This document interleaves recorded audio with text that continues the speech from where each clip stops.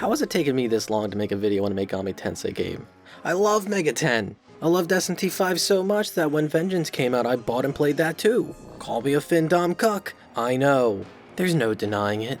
For those not in the know, Shin Megami Tensei V released as a Switch exclusive in 2021. 3 years later, Atlus decided that they wanted to actually finish the game, called it SMT5 Vengeance, and freed it from the Switch's clutches and put it on everything. Now you can actually play the game with more than 10 frames per second and no longer in 360p. I love SMT5 Vengeance. I already really liked playing through the original SMT5, so when this re-release got announced with a full new story, new demons, new areas, I'm glad Atlus gave me an excuse to play through SMT5 again. Thank you to my supporters. If you liked the video, consider subscribing or even joining the Patreon, link on screen and in the description. If you do, you'll be thanked in the videos, be able to watch each video a week early, as well as gain access to bonus videos. If you've already gone through the original SMT5 and haven't felt the need to play through Vengeance already, what the fuck are you doing? Vengeance improves upon the original and adds so much shit that the original might as well be an early build of the game. If you weren't aware, SMT5 Vengeance adds a whole new story to choose from when starting the game. You could pick the original story, now referred to as Canon of Creation, but why the hell would you want to do that when Canon of Vengeance just completely overwrites the need or want to ever play Canon of Creation? Straight up, I was going to do a quick run through Canon of Creation on New Game Plus so I could get B-roll if I needed, but then I thought that that would require playing through Canon of Creation. After thinking that, I said to myself, what the fuck is wrong with me? And decided not to. So any and all footage from that storyline is going to come from the original Switch release where I already played that shit when the game came out. So what do you get out of the new story from Canon of Vengeance? Have you ever played SMT5 and thought to yourself, damn, sure would be nice to have a story or fucking characters in this game? Like, at all, in any capacity? Well, now you do. One of the major criticisms I've got for the original release is that you're given story up front and then nothing for the next 50 hours until you hit the final area where all the story is. But now in Vengeance, you've got things actually happening. You've got characters that tag along and talk about the events happening, which there are events actually happening now? Would you fucking believe it? Things happen in a story? I don't want to go too much into what happens, play the game for yourself. But also, it's not just the story that's changed for the better, but so is Area 3. In the original game, you got sent to Chiyoda as the third major area, and Chiyoda is straight ass. The area sucks to traverse between its annoying terrain, confusing as hell map, and the pain in the ass ambush enemy spawns. The area is just fucking dull. Every other area has some color to it, while this is just dark. It sucks to look at.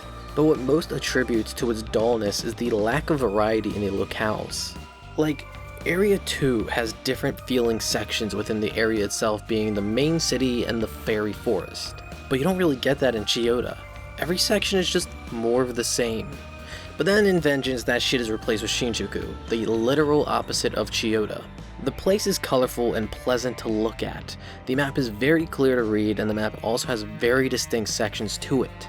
A more open desert starting area, the city sections, the long stretch of road where you've got to avoid Mara. Every single complaint you could possibly have about Chiyoda is solved in Shinjuku, and it makes the pacing of the game so much better. Previously, the old Area 3 made the middle of the game fucking drag, and it felt like you were playing the game not to engage with what was currently going on, but to get the current area over with. And now it's the complete opposite. But here's the thing.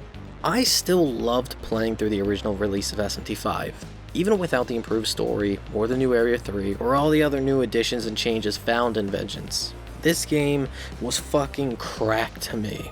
I already really liked the SMT series with its battle system and its aesthetics, but SMT5, as a whole, really acted as a next step in the Megami Tensei franchise. SMT5 brought with it player expression and creative freedom. What do I mean by this? In this game, you are freely able to customize your party to fit your own standards and needs through the use of essences.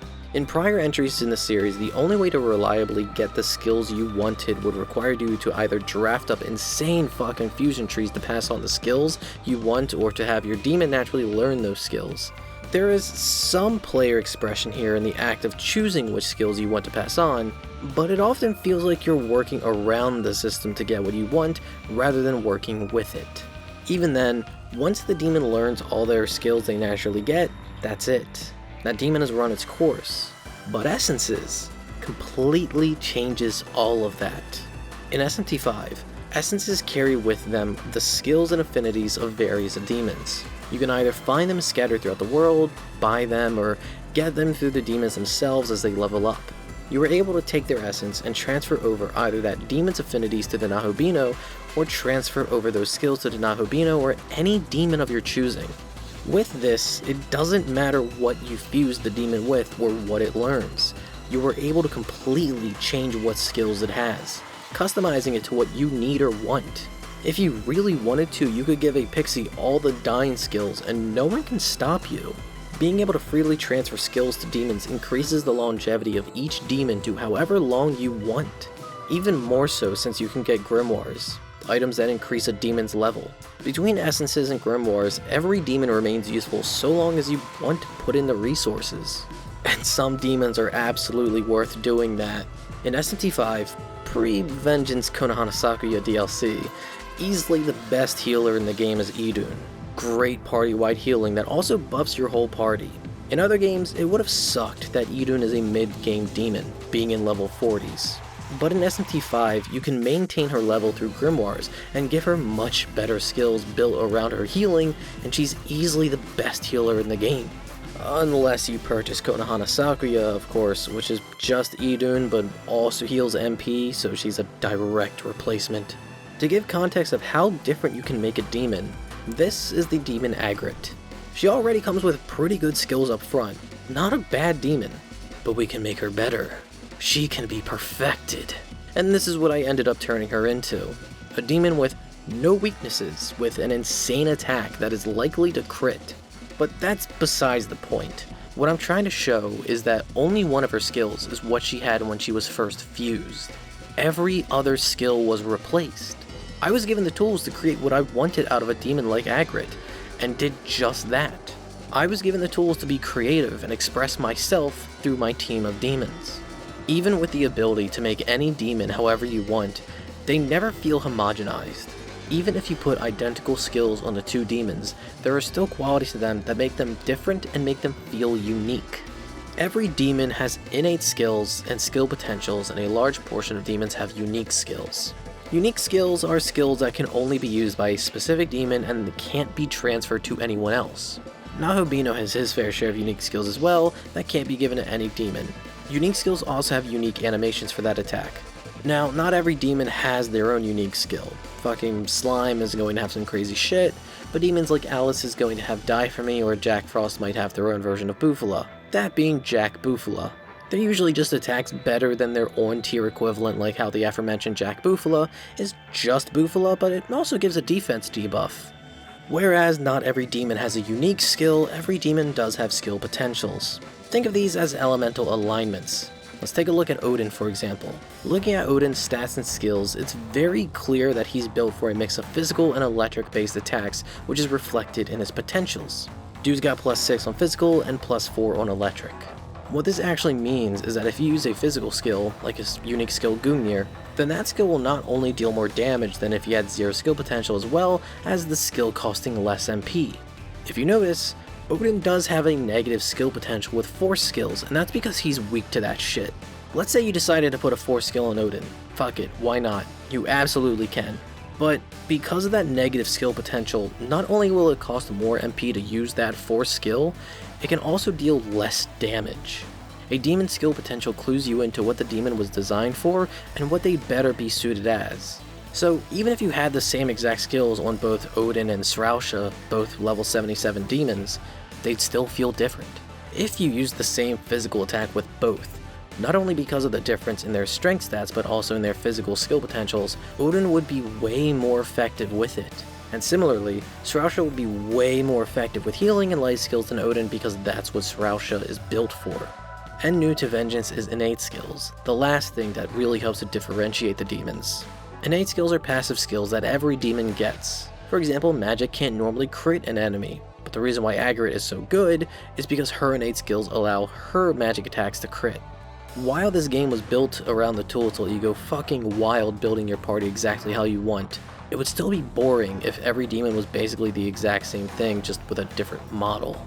Nearly every system surrounding the battle mechanics are designed around giving the tools to express yourself, even something like the Magatsuhi skills. Here's the thing, I personally feel that the only Magatsuhi skills that are worthwhile are critical and omnipotent succession, at least in casual play. I'm not talking about the low turn count Super Ball strategy shit, that's a whole different beast. But I feel that that preference to those two skills says more about me than the game itself. It says what my values are when it comes to the options given to me in the battle system, whereas someone else might swear by the Magatsuhi skill that drops MP down to 1.